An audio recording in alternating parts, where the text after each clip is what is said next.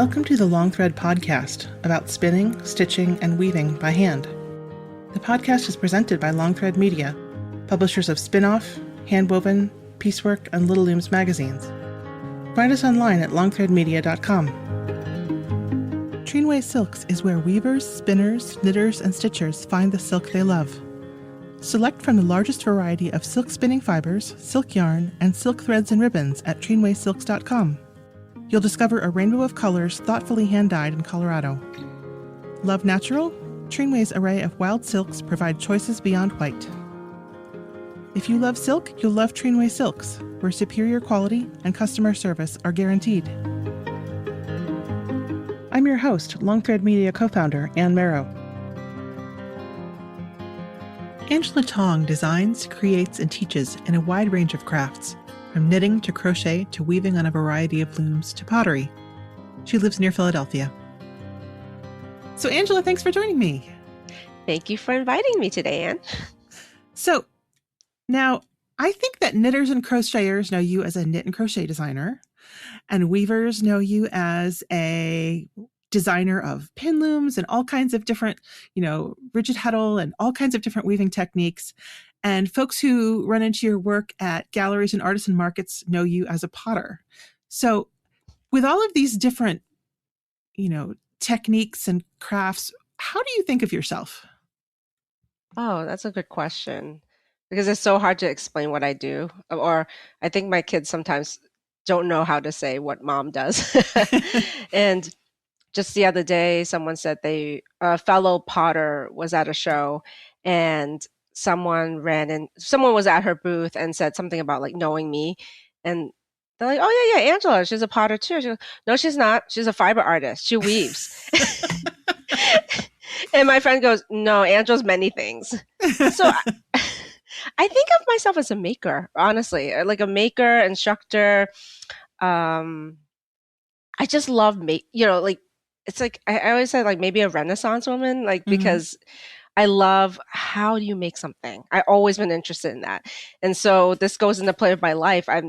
So that I've been able to learn how to make all these things from scratch, right? Like, weaving, or like making the yarn into, getting the wool and making it into yarn and then weaving with it was amazing too, right? So like, I don't know. It's so hard to obviously professionally, maybe I would describe myself, designer, pattern writer, knitter, crocheter, but it's just a lot. I encompass a lot of things, and I don't feel like, I also cook and I bake a lot. So it's a lot of things, but I just always, when the kids say, "I don't know what you do," I'm like, it's okay. Just tell people I'm an artist. So I think that's the general thing that I like to say.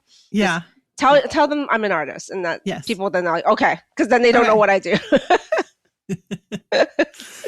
So because you have hard materials and soft materials, so kind of the range. Now, your first professional making job, I happen to know, was something that I think would be really interesting to people who have never done it, which is that you worked for Tiffany. Yes. So I worked for a company that worked for Tiffany. So we were a contractor for them. I went to art school and it's funny that I wanted to do ceramic. I did a double major. So I wanted to do ceramics as my second major too, but my parents said no. They're like, no. So I picked a commercial art and a fine art. The fine art was the jewelry, actually. So I did. Yeah. As my degree is in jewelry design from FIT. And I never touched fiber at all during the years. I've tried everything at art school, but that was something I wanted to. I remember in high school, I really desperately wanted to learn to knit and to crochet. I asked all my art teachers. I asked everybody. No one could teach me. And they said, well, we don't know how to do it. It was only until my first job that I met someone who sat next to me that said she knows how to knit. And that's how I began learning how to knit, because of this woman sitting next to me who has become a really good friend. Yeah. And the godmother to my first daughter. Oh. So did you actually make the rings?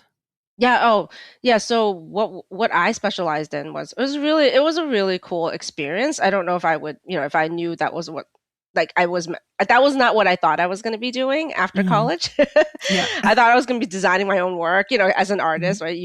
that's what I was led to, like that's why I went to art school. So, but you know what? Working in the industry taught me so much. So my first job was working for a company that we did the work for Tiffany. So Tiffany contracts out to all these little different companies making their specialized things, right?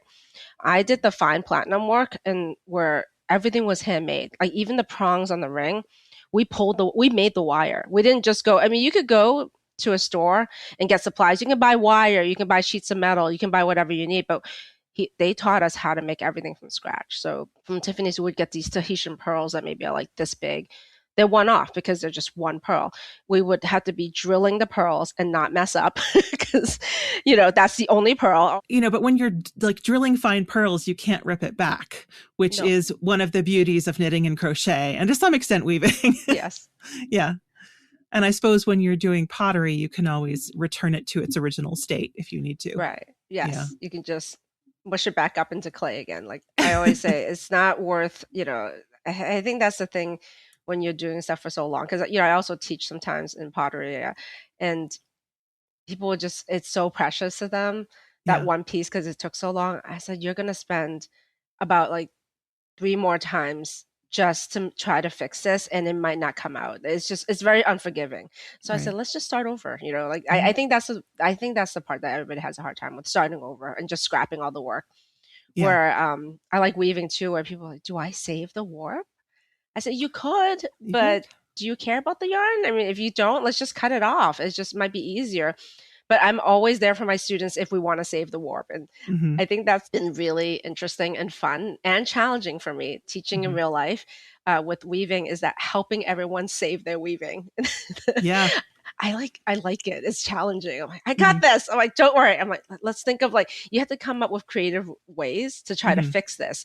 And everybody makes mistakes, right? I've made mistakes. And when I make mistakes demoing, they're like, oh, so glad to see a teacher messing up.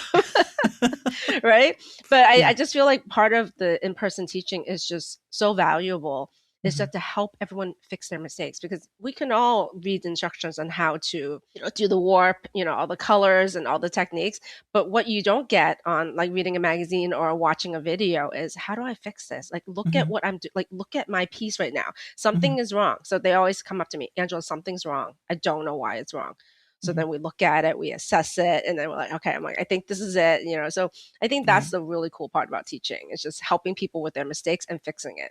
And we recently had you as a teacher at Weave Together, and we loved having you last year in York, Pennsylvania. And one of the students came up to us and said, I'm only coming next year if you have Angela coming. So, she is so sweet. Very sweet lady. She is a very sweet lady. So how did you get into teaching as somebody who has such a background in individual making? I guess there's a lot of folks who, it's sort of a common path for, crafters and artisans to teach, but, doesn't it seem like kind of a parallel thing? Like, is it hard to have do your own stuff and teach other people too? I think so, because, well, how did I get into this? Well, I think when I was still a jeweler at that point, and then I really wanted to get into the fiber arts, and I really wanted to do knitting and crochet. And so my friend that sat next to me at work, my first job in New York City, she only knew the knit stitch. Oh, and she told me that. She goes, that's all I know. I can teach you to cast on and just do a knit stitch. You're on your own after that. So I learned everything else on my own.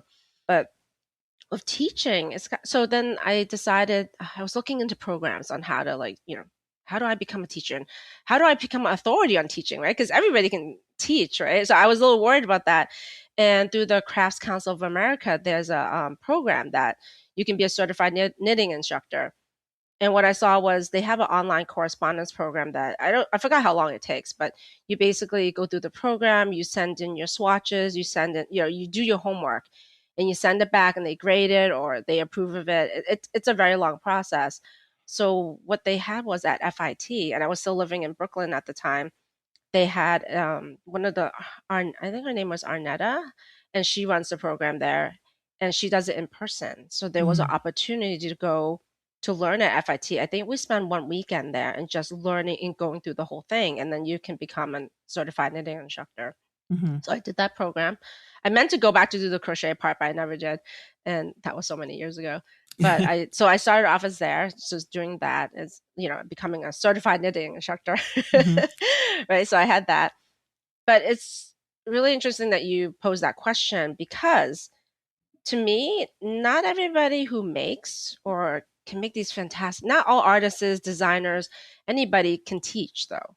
I can't. But then again, I'm not a fabulous designer. I'm just a knitter. But teaching Right, is its own skill. it is a totally different thing, which I never thought I would like. But what I've learned is I've taken and I love taking classes. I used to take classes all the time in New York. And there were good teachers and there were bad teachers, but I would take it because they were so well known. They were famous. They had knitting books or crochet books. And sometimes I came out of it very disappointed because I realized they didn't really teach me anything, or they just talked most of the time and didn't demonstrate, and they didn't knit. They just sat there telling us what to do. So I always felt like to be a good teacher, I have to be actually knitting alongside everybody, or just, the demonstration part is the most important. I can't just sit there going, yeah, well, you warp that up and, you follow my instructions, which I was told several times in some of the classes where I raised my hand. I said, I don't understand this instruction. I think there's some, there might be this doesn't. And she said to the rest of us, she goes, no, just follow directions. Just keep knitting. Just keep knitting. I'm like, yeah, but there's something wrong here. So I knew that, like, when I was going to teach, I didn't want to be like that. I want to be very helpful. And I think that's one of the things that why I try to keep my class sizes smaller too, because I am very hands-on. I do give everybody individual attention. So that has me running around a lot, but I feel like it makes it very successful for people. Not everybody can design fabulous things and teach at the same time, right? So you have to have but I think the pattern writing is what gets me into the teaching part, because I have to be able to explain it. I mean, I know not everybody writes, patterns, right? But since I've worked all across the board with knitting, crochet, weaving magazines, and yarn companies, I've learned to write in their style. You guys give me a style sheet, right? So I write to the way that you guys, your abbreviations, whatever you want, I style my way to style it to your way, right?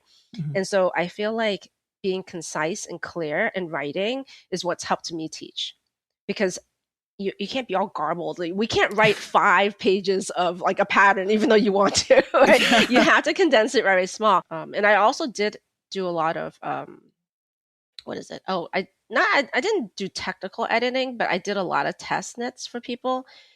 And because it was coming from our point of view as a knitter, did that make sense? It was like I did for Anna of Mochi Mochi Land. She does a lot of toys. So I met her way before she had her books or her patterns, and I was testing for her. And I was like, oh yeah, this is not clear, or did you mean this? And that's how she actually approached me. She said, have you thought about writing patterns? I said, oh, me? Oh, no. I said, I could never write a pattern. How could I design a pattern? She goes, no, but the way that you're helping me with with this editing, she goes, you're very concise. You're very clear. I think you'd be good at this kind of stuff. And I'm like, nah.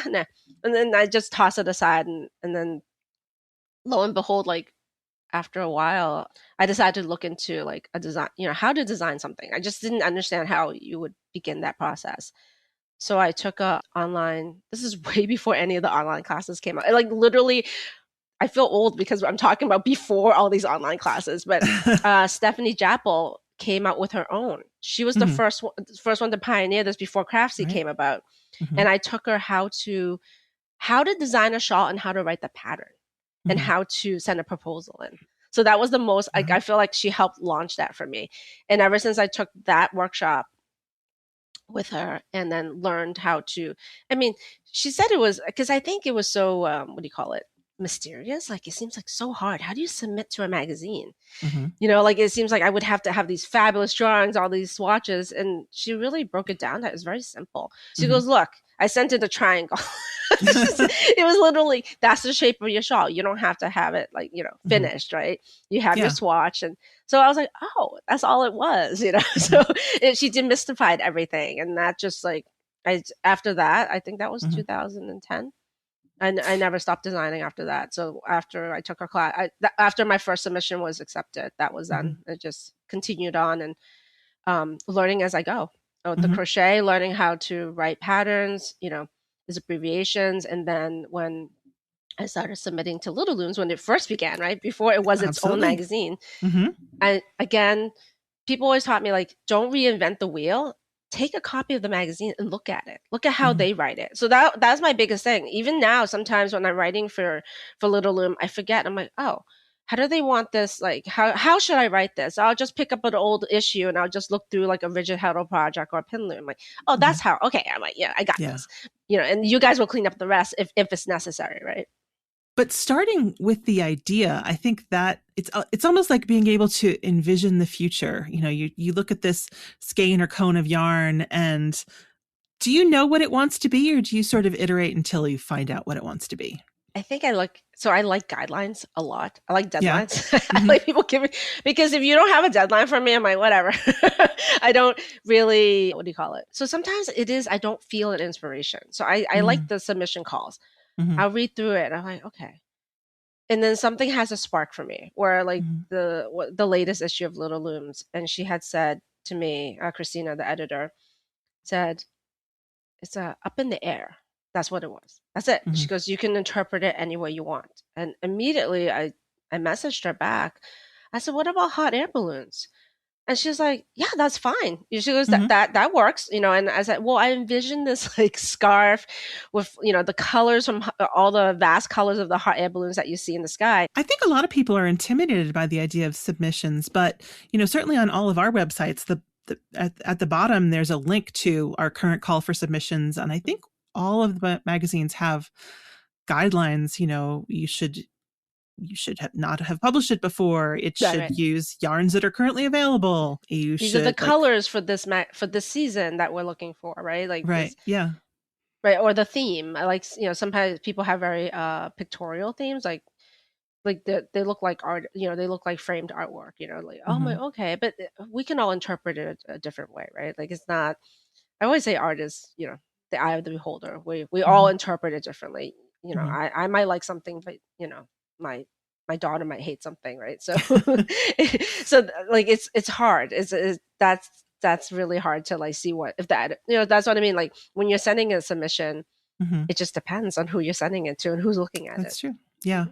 Yeah. So you mentioned texture and wanting to have texture. Do you think that that's true in all of your different media? I think so. Yeah.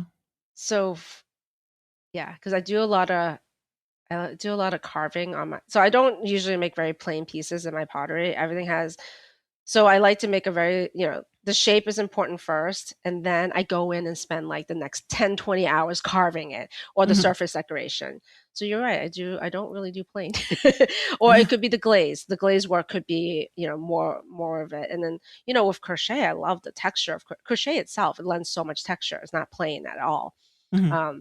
But with weaving, I like one of my favorite is really plain weave and using yarns Mm-hmm. to make the color changes and everything. So not necessarily always, but with a little texture, it it looks very complicated. And I like Mm-hmm. it when people are like, how did you do this? I don't understand how but it's color play with the yarn and then the texture, right? And that makes it even more like, it makes it very complicated looking when it actually, if you look at the draft, you look at the pattern, you're like, oh, that's just very simple. All it is just pick up sticks on there. But it's because of the yarn you choose, it could be very, very, elaborate looking. I love details. And it's not that I don't like simplicity. I love simplicity.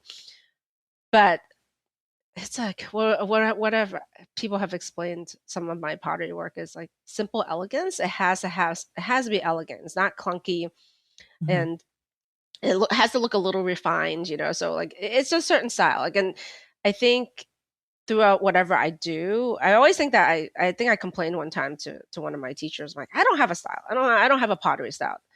And they said to me, no, you do have a style. I can tell your work when I'm taking it out of the kiln. I know it's yours. I'm like, oh, okay. Without knowing that I did have a style. So that was like Mm-hmm. beginning my journey of like coming out with my own style in pottery. And that was fascinating. Just Yeah. like trying all the techniques that I like or don't like. It's just so now I'm more confident about what I like and don't like. Mm-hmm. And like it's symmetry. Like I like everything symmetrical. Yeah. So I don't tend to do asymmetrical, but when I do it, like we make a funny joke about it called in class called organic. Oh, Angela doesn't like organic. That means it's a mistake. I said no, I like intentional organic. Yeah. If I'm making it organic, it has to be not because I hit it by accident and Right. now we're just going to go with it and call it organic. I said no. Well, organic can mean a number of things, though. It could Right. mean something like, knobby and asymmetrical. But then there's also like when you look at petals of flowers Right. that have this incredible symmetry and regularity and leaves. So, it could be organic in lots of different ways. Right. Yeah. It's so I'm just trying to make it like it's funny because yeah, even with I'm trying to look at like the patterns that I do, I tend to like make sure it's very symmetrical. But Yeah. I'm trying to get away. Like, so the stuff that I buy, like I love to purchase other people's work. I tend to go for the asymmetrical stuff. I love wabi sabi, that style where it's very, very organic. But the stuff that I produce myself is not like that. And I can't make myself produce that kind of work because it would bother me so much. So I feel like people think that I don't like that work. I'm like, no, I do. I really appreciate it. But for me, like this is my style. And I've learned enough to know that I'm not going to try to attempt to make that because I'm not going to be happy with the piece. I'm going to throw it away. Like I'm going to scrap it. It's not going to be me. So I think that's the thing about knowing yourself too. Like this is not for me, but I love it. But just I can't make it. It's interesting you say that, though, because one of the styles that you weave in is Sayori. Yes, I love Sayori. And Sayori is very freeform. Do you go for symmetry in that, or is that like the place where you cut loose? That is where I cut loose for sure. So I don't make anything. I just create yardage on my Sayori looms, and I just put a warp on, and I think a lot of it is the pre-warp side. So there's the pre-wound warp that they have. That's part of their thing. I put it on there, and then I'll pick out colors. Like I had specifically, there was a black warp that I had on one of the looms, and I used a very specific Noro yarn that was all like it was black, white, gray, and yellow. So that was the basis of the weft on there. But then I pulled other colors, and so I pulled I brought in a pink to it to add to it, and I made this whole long thing. And I'm going to sew with it, but I was making that, and I find it freedom. But it's not just. It is loose with the techniques, but the colors are still very chosen for that. Like I'm going to keep to that color theme where I did add yellow. I did add pops of pink to it, even though pink wasn't in the main colors. So I play with that, but I play with the Sayori techniques from the books that I read from them and the manuals, and because they don't have a lot of online help, because that's the point. It's very proprietary. For folks who aren't familiar with Sayori, I use that word as though it was common, but could you talk a little bit about what that means? Yeah, so the inventor of the Sayori loom got her name. She passed away recently, and it's supposed to be accessible for all weavers, accessible to everybody. So the looms are 2 shafts. So basically, it's like a rigid-heddle. That's how I consider it. It's like a rigid-heddle, but it's 2 shafts. It's on pedals. So you press left and right, and you lift the shafts up. But the whole thing about Sayori is there are no rules. There's no wrong. Like in the weaving world, there's wrong techniques. You didn't do it right, but there's no wrong way. And it's a very, I guess they call it like very wabi sabi, like very organic going. Where it's about it's a lot of texture, is a lot about techniques, and you're not making a pattern, say, there's no drafts. So but there are ways of putting in the yarn that will produce different techniques. And that's a fun way of learning. And what I like about it is the accessibility of the looms. The looms are very expensive, I have to say. But if it wasn't for the price point of the looms, it's accessible to people with handicaps too, which I love about that. They have they even have ones where you can lift up your loom so that you can put your wheelchair right up to it, so you can weave on it. And they have a pulley technique for people who maybe don't have the use of their arms, and you can use your mouth. You can yank on it, and it will shoot the shuttle across back and forth. Yep. So that's and then there's I think there's handles so that you can pull. You can pull and you can do all the stuff. And it's just very accessible to everybody. I think that was the point of the looms that she invented in the beginning, so that anybody can weave on these looms, and you didn't have to. And that's where the pre-wound warps came into play. Not to say that it's that much easier, because I use one of the pre-wound warps. I'm like, oh wow, you still have to thread it through all the heddles. Yeah. So it wasn't that like, but I love the way they did the techniques where they invented all these extra accessories with it, which is what I like. They have this clipping bar so that in the middle of weaving, if I want to cut off my thing, I just put the clipping. It's a tension thing, and then it's a piece of wood with more wood that slips in. So then I clamp my warp down, and I just cut it. And then I just rewind it back on, and then I can just continue to weave. But I cut off my fabric already. So there's all these extra things. I mean, you have to buy everything that's extra, but I thought that was really neat that I can just do that. But then I also did things my own way too. I didn't want to use a pre-wound warp. I didn't want to pull out my warping board either. So I did a naughty thing. I warped it like a rigid-heddle loom. I direct warped on it. I know other people who do that. That's not naughty. Well, no, my weaving guild thought, Angela, what? Because I said that. I was like, oh, because I have one of the, I have like 3 Sayori looms, and one of them is the smallest one. It looks like a metal folding chair because it's metal. Oh my gosh. Yeah, it folds up into like a little, it's the piccolo. It's the tiniest one they have. And I'm like, it's so small. I can just start. Yeah, I clamped it down and I direct warped it. I got my loom all set up already. Yeah. But my weaving guild friends, a lot of them are floor loom weavers. Gotcha. You can't do that. They're like, you have to learn it the regular way. I'm like, I know how to do it the regular way. I just don't want to. Yeah, Susan Horton and Sarah Bixler both do that. Yeah. So, yeah. Oh, I'm glad to hear that. I'm not the only one, because I'm like, why am I trying to reinvent this when I can just do it it was a knitting yarn. I'm like, I'm not gonna put it on my warping board. Right. Yeah. So in terms of weaving and knitting yarn, that's one of the things that the rigid-heddle lets you do. And you actually have, I don't know, maybe use the Elizabeth Zimmerman word unvented, but you do things like overshot on the rigid-heddle loom, right, and pick up textures on the pin loom. And so kind of, non-traditional and not so common uses of these tools.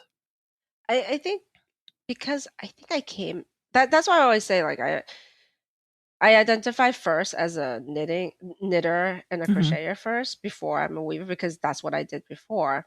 So when I came into weaving, I was trying to use my knitting yarns. Yeah, right? Yeah, no kidding. So that and until I joined a weaving guild many years later is when people were like, oh, they use cone yarns, because what they explained to me was it is too expensive. I like being able to just warp and weave and just play with all my big stashes of knitting yarns. And so since I designed so much for before for knitting and crochet, I have a lot of yarn.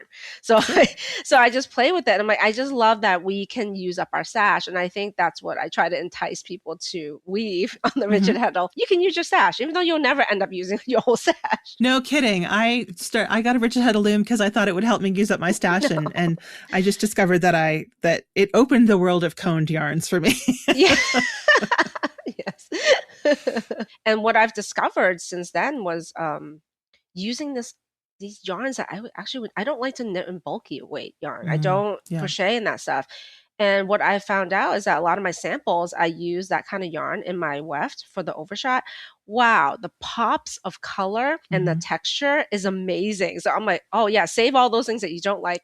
And that's why for my classes, I said, don't worry, I'll bring in all that stuff, because you're not going to know what to buy. And I don't want you to come to class with all these things that you're never going to use again. I'm like, and it really, I think it opens the eyes to the students. I'm like, oh, how could this look good, right? This is not our traditional weaving yarns. We would never use this to weave, right? It's too thick, or there's sparkles in it, and then they try it. They're like, oh, I love it. It's really pretty, right? So, I feel like with overshot, you can really experiment a lot. And with the with the pin loom that I told you, I don't know if I think I must have mentioned this story.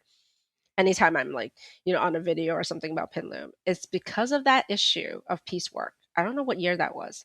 Oh, I can look it up. Yeah. Yeah. That issue. I saw it at Barnes and Nobles. I bought that issue and fell in love. And I said, the one where it was on the cover? Yes, it's on the cover. And it was about just talking about pin looms in general and how it's a vintage technique and vintage loom. And So I got the issue and I'm like, I want this. I'm gonna learn how to. I'm like, I don't know. It just appealed to me so much, and I think it was back to like it goes back to when I was little. And I don't remember what you saw on TV. Back then, they had these little metal. I thought it was knitting or weaving, but it wasn't ever, or crochet. It was these little metal like looms that you turn it, and then they had little arms and like little things that come out. And Oh, it was just wrapping. I always wanted that. It came in a set of 3. I since have it, but I've never used it. I've bought it at estate sales and stuff. what's it called? Do you know? It's not a daisy loom. It's I have it. Like I have. It's just I gotta look it up. But I have them. But I used to see them on infomercials or TV all the time. And I'm like, I love it. And so when I saw that, it just reminded me of my love of making like small things and piecing things together. Yeah. And then at that time, there was no Zoom loom Right. and there was no weave. Like you couldn't get them. So I started looking on eBay. They were so expensive. They were real like it was a vintage item. It was like I don't think people were using it. It wasn't very popular at that time when I discovered it. And then I think I don't know what I was on, like maybe on a forum. I don't know where I was. Someone mentioned some obscure yarn store somewhere. Someone was making these handmade ones, with the little nails and stuff. And I actually got the phone number. I called them and they sent me one of the last ones that they had. And it was just this. Wow. And it came with instructions, on how to do it. And so I wove a little baby blanket. Oh, no, not baby blanket, a doll blanket. That's what I made. So I said, I'm going to teach myself how to do this. And since then, now it's such a resurgence. You have all these companies, like small companies, right? Making like plastic ones, wooden ones, all sorts of different types of pin looms. So I feel like that was really neat to have other options. We have triangle shapes. We have, was it octagon? We have, other shapes now. And that's the issue that got me obsessed with it. And I was like, and I remember a friend bought one too. And she was like, oh, you're not gonna put this together. You're not gonna. I'm like, no, I started making I like blankets. I really love making blankets. So I made a ton of blankets and I gave them all away, but now I feel bad. I should have kept them because I don't think anybody appreciates my pin loom blankets. Well, it's an annoying thing to say to crafters. Oh, you must have so much patience. I mean, people say to knitters, you must have so much patience. But I mean, making enough pin loom squares to really do something with, and then putting them all together, it takes more follow through than I think a lot of people are willing to do. It does. I do have to say that. But I always tell people it's not a pot holder loom. It's not just for making like a coaster. That's true. It does take it takes a certain temperament and patience. You know what? People don't say that to me about knitting, weaving, or crochet. What they say to me about the patience thing is the pottery. I'll have people come up to me like, you must be really patient in like real life, like, or whatever, like in your world. But I don't mind the seaming together because it's methodical. No, because you lay it out in the you lay it out. You do, because I have my thing, right? Like you do it in strips, and like you make all vertical, like. When I teach it, I have a way, like it's the old way. I think I read it in one of the old vintage pamphlets of how they do it. So that's the way I developed, and that's how I assemble everything together. They all become strips, and they have to be a certain way. So they don't align; they interlock. Right. Yeah. So you can't have it aligned. You can have it aligned, but I like it seamless. So that's why I said there's no one way to seam those pin loom squares together. There's many ways. It just depends on your look, and I would like a seamless look. And I think one of the I felt it was a very validating moment when I filmed my first Craftsy class for rigid-heddle. They said you can bring stuff that you have woven before, we can hang it on the wall.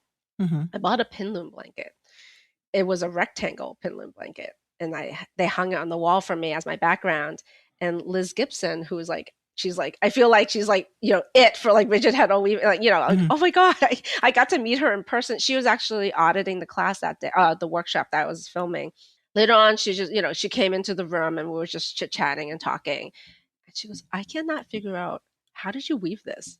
Like, what is this? Like, what, like I see, because I also I crocheted the edging all around there. It's a very finished piece. Like and I use different colors, but it looks very seamless. And she's like, I said, it's pin loom. She goes, oh my God, never would have thought that. Hmm. So I was like, oh, this is so cool. I said, Liz Gibson likes this piece that I did a pin loom piece. But that's what it was all about. Like, I think that comes into play about my meticulousness and Mm-hmm. my style of work. I didn't want it to look like that.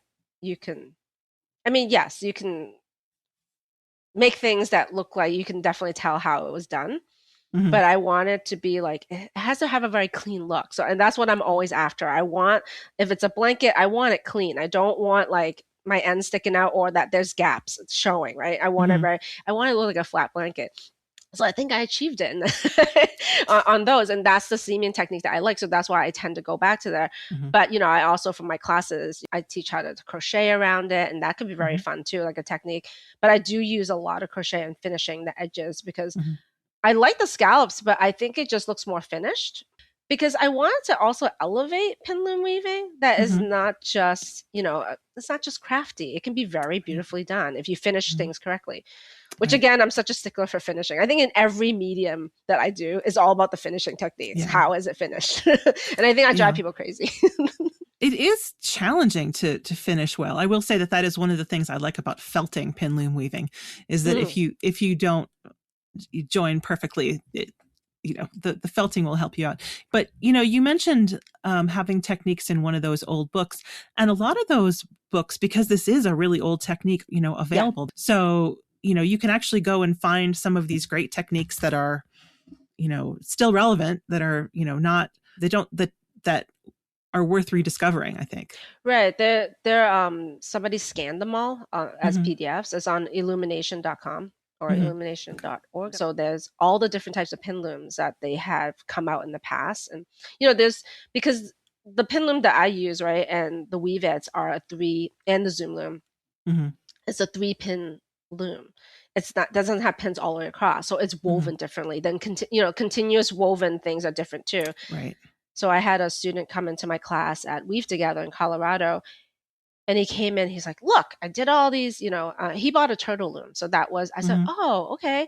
Because he wanted to practice. I'm like, that's great. I said, but that's a continuous weave. It's not the technique that we're learning today. So it'd be I said, you're going to enjoy learning something new today. And he loved it. He picked it up. I do like how easy it is to join those continuous weave pieces that are, right. They have the nice even edges. Oh, that's true. That's true. Yeah. But don't you see how the regular pin loom has the nice little, the little scallops that all fit together a puzzle? Yes, that is but true. Yes, no, there's no straight edge. Yes. You have to orient the squares in a certain way to get that to be able to seam it that way. But you also don't have to. You can just crochet all around and make a nice straight edging too. Yeah. Well, and it not only is it rotational, which is it? Is one side facing north, south, east, west, right. But you can also flip it over. Yes. Up and down. So getting just the right combination is right. So I always that's how when I teach it, so how I oriented myself is the tail ends. So the last one is always on the top right, the finishing one, and then the where you started off also has to be on your bottom left. So that's and then you face them together. I told you there's a whole methodical system to this, and that's why I don't find it.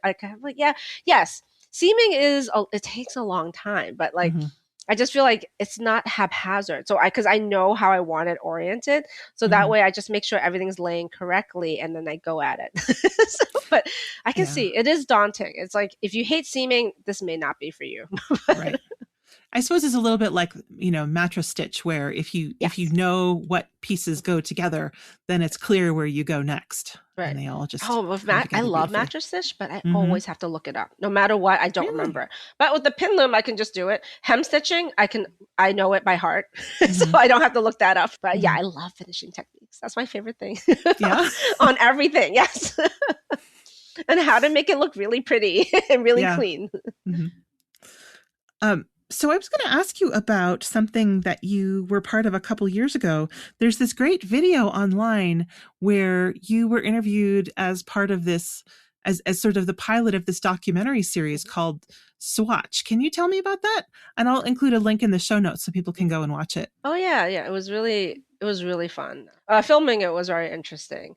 I was a knitting designer who came up with the idea about doing a docu-series on, knitting, crochet, the fiber arts. and she wanted to pitch it to, TV networks like Netflix or NBC, and Mhm. but she wanted to highlight the lives of people like me, Mhm. um, the background and how did we come into this, and just about and being in your studio or your home and seeing what it's like. I interviewed a bunch of people and they chose me to do this, and it was great because they had a storyline. I mean, the producer was amazing to work with. Mhm. Obviously, I told my story a little bit about my background, about going to art school, and how this was not approved upon for me to go to art school, but I still did it anyways. Mhm. And just how I fell into the whole, Mhm.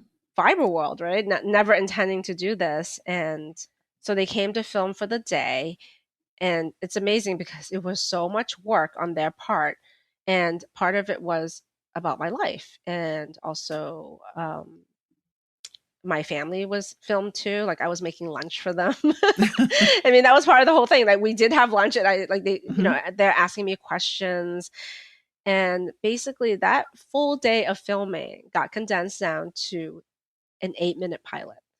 So it's what did they call it in the superhero world? Your origin story. I was just So people have met since that have watched Mhm. that episode, that pilot, have always said, "Oh, this is great. I loved watching. We all should have an 8-minute origin story, just so you don't have to introduce yourself. We can just watch each other's story. I'm like, oh, that's what she's all about." Yeah. Right? So we're always joking about that's my origin story. I feel very blessed to have been chosen to do the Mhm. pilot, even though it hasn't been picked up yet, but it's still available, I think. Yeah. Yeah, you can see the video, and it was just beautifully Mhm. done, and just Mhm. working with I've just been blessed. I feel like I've learned so much, so I really think this is, it has been such a rewarding career going into the fiber arts. I always say, I said, I feel so lucky that I've Mhm. been able to do all different, like teaching live through videos, through, Zoom Mhm. and all this stuff. And it makes me a better designer and better teacher Mhm. because every time I encounter something, like there was a pin loom weaver in my class this time. She's left-handed. I taught someone left-handed last year. So we worked it out so that we went vertical. So, when you're weaving on a pin loom, you always go from the right. But with the left, it doesn't work that way. And what we Mhm. figured out was like if you turn the loom and you weave vertically with your left hand, it was so much easier and faster. Mm. So, Yeah. so I was like, oh, so that's what I mean. Like, so I taught a left-handed person last year, and then this year I'm like, oh, so you can do it vertically. And she still did her own way too, like Mhm. sort of vertical, sort of lefty, so it worked Mhm. out. So, but it's really funny, and I think that was why I really enjoyed doing the certification for the knitting through the Craft Yarn Council, because the way she taught us was that we will encounter all different types of knitters, and that's why you need to know all your cast-ons, all your cast-offs, Mhm. all different techniques, because you may not I do a cast on this way, but you might not get it. And I've taught people where they just could not pick up that's how you cast on, so we have to Mhm. learn a different way. So like Yeah. I think that's why it's just so wonderful to be able to encounter all different people and different techniques and people's different abilities. So one of the things that came up in that Swatch documentary Hmm. was your Chinese American heritage, Right, and I think that you also worked with Vogue on their diversity council as well, right? right. I was on the Yeah. Diversity Advisory Council. Yep. I think sometimes craft and maybe fibercraft in particular have a certain, image of what a knitter is, an age, a gender, all of those different Right. things. And so I'm curious how you have brought those things together. It's Yeah, with my Chinese heritage, it's not very respected. Definitely Mm. for what I do. I think, so I would go to these guild meetings or I go to these events, and I didn't see people that looks like me that does this kind of stuff. And I think that's part of why I wanted to push forward with the Diversity Advisory Council, that I wanted people to feel welcome, like they're Hmm. not like we accept everybody, like anybody can weave and anybody can Hmm. knit, right? But traditionally, someone like me does not hold a job like this. Hmm. So, I mean, even like I think my mother-in-law was an avid knitter, and she could not embrace why I did this for a living. She goes, "We knitted back then because we needed to knit," or my husband had these amazing vests that she would knit for Yeah. him when he Hmm. was little. But when it came to me doing this for a living, she's just like, why would you have to do this? Like, why Mm-hmm. would you do this? Because you can go to the store to buy a hat. You can Mm-hmm. buy you can buy all these things now. We make, yeah, everything Right. is made now. Like, and she couldn't understand why I like the handmade aspect of it. And I Hmm. can't explain why I like the handmade aspect of it, but I just want to be able to show that everybody of all Mm-hmm. walks of life can do this. And it doesn't have to be just a certain type, like, like you said, gender, it could be, ethnicity, it could be anything. But Mm-hmm. I just didn't, that's what I was saying, that I couldn't find people, even in my Chinese community, of people that could teach me how to knit or crochet. Like, I Mm-hmm. really wanted to learn. I knew my grandmother, because I still have that shawl to this day, this crochet shawl. That was an acrylic crochet shawl when I visited her in San Francisco. But I was 8 then, and then she shortly passed away after we visited. So I never got to ask her, how Mm-hmm. to. I would have asked her how, teach me Mm-hmm. how to crochet. The handmade thing and how to make things wasn't really part of my lifestyle. But if you watch the Swatch story, I told you my dad is a tailor. He Mm. apprenticed in Hong Kong where he made suits from hand. But when they came to this country, they're like, you're going to school. You don't, like, why would you want to do to them, this is a labor job. You know, Ah, okay. this is blue collar. This is not like, we came to America so that you can go to college and go to school and you could have. So Mm-hmm. to them, if you made it, it's the office job, like the 9 to 5, you work for somebody. And they couldn't understand the whole, like, it scares them, the whole artist, like, Mm-hmm. I'm freelancing, and I'm creating things, like, why Mm-hmm. would you, don't you find that scary to survive like that? Mm-hmm. And to me, I've always held true to myself about, like, it's about fulfilling my life. Yes, I have to make Okay. money. Mm-hmm. I have to be able to, support myself. But I've held office jobs. I'm fine. Mm-hmm. I've worked for, like, many companies. I've done very well. Like, it's not Mm-hmm. like, and I think that another stigma too with what I do is that I was not smart enough. So I do this instead. Like, I couldn't go Mm-hmm. to regular college. I went to art college. So, like, I wasn't smart enough. So, like, Mm-hmm. there's a little bit of, like, you're not smart, because, again, like, it's a stigma of the Asian Mm-hmm. culture. You don't go for these things. You go for, lawyer, doctor, all those Mm-hmm. things. And so I always get really annoyed. I'm like, I'm not stupid. But that's what I mean. Like, it's just, I don't know. It's always about fighting the stigma of what I do. And then last year I was at an artisan, show showing Mm-hmm. my ceramics work. And I had a lady come up to me and ask me, where are these products made? And I said, um, I didn't understand that. I said, what do you mean? I said, it's made in Pennsylvania because I live in Pennsylvania. And Yeah. they're like, no, no. Are these, like, from China? And I go, or are they Chinese? And I go, well, I'm Chinese. Does that count? Like, I didn't. So she thought I imported all these items and I was just Right. selling at a show. I said, oh no. I said, I made all this. You made all this? I'm like, yes, I made all this. I was just floored by the fact that, did you not see the sign? It's an artisan show. There wouldn't be any mass produced items here that were Right. factory made. But this is the stuff that I come up against all the time where they're like, Sure. how did you made this by hand? Like, I said, yes, I did. Everything is made by Yes. hand. Yes. Yeah. I said, no one helps me with this. This is me. This is Mm-hmm. myself. So I always think that with the Diversity Advisory Council, I wanted to show people that we can all get together and still make something and not have a stigma where, like, she doesn't knit or she doesn't crochet or she doesn't Mm-hmm. weave. The board housewife thing too. That's another one. Mm. You must be a Oh. board housewife. Yes, if you want to knit and do all this stuff. But it's interesting that you have felt drawn to this from childhood. I mean, Yeah. not only to the particular craft, but to, living the life of somebody who is creative and comes up with a vision and brings it to life. So, it's not that this is any sort of settling thing anywhere or another. This is No, what no, you've. that's what I think it's. I think back to when I was little. Yeah, that I was always very artistic. They knew that, but Mm-hmm. my parents had said to me, "It's good enough as a hobby. This Mm-hmm. is not a job." I'm like, okay, and so I grew up knowing that, like knowing that that's not something they would approve of. But then in high school, I discovered pottery. I discovered how to make jewelry, soldering and making jewelry, and that's how I began. And I beg to go to art school because I felt like that was my calling. Like, this is what I wanted to do.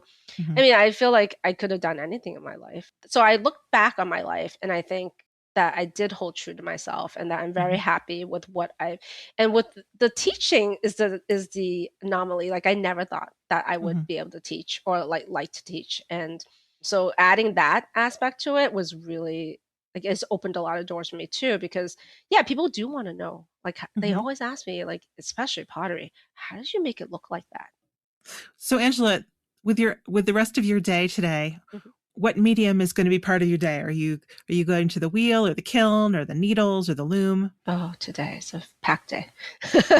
So today is going to be pattern writing for crochet. Then I got to warp up a loom, and tonight I'm teaching pottery. So that's in the evening. Yeah, a little bit of everything. Yes. So a little bit of everything today. Like, yeah, it's a packed schedule of like, just, I mean, but it's not like, cause it's what I enjoy, right? So it is a job, but it's what I really like to do. So it's not horrible. Not like, oh, I got to go warp my loom up now, or I got to go teach pottery. No, it's fun. It's a fun thing. Yeah. Well, Angela, thanks so much for taking time out of your busy day. I appreciate it. Well, thank you, Anne. Thanks to our sponsors for supporting the podcast. Thank you for listening to the Long Thread Podcast. If you've enjoyed this episode, please rate the show and leave us a comment on Apple Podcasts or your favorite podcast platform. Thanks again.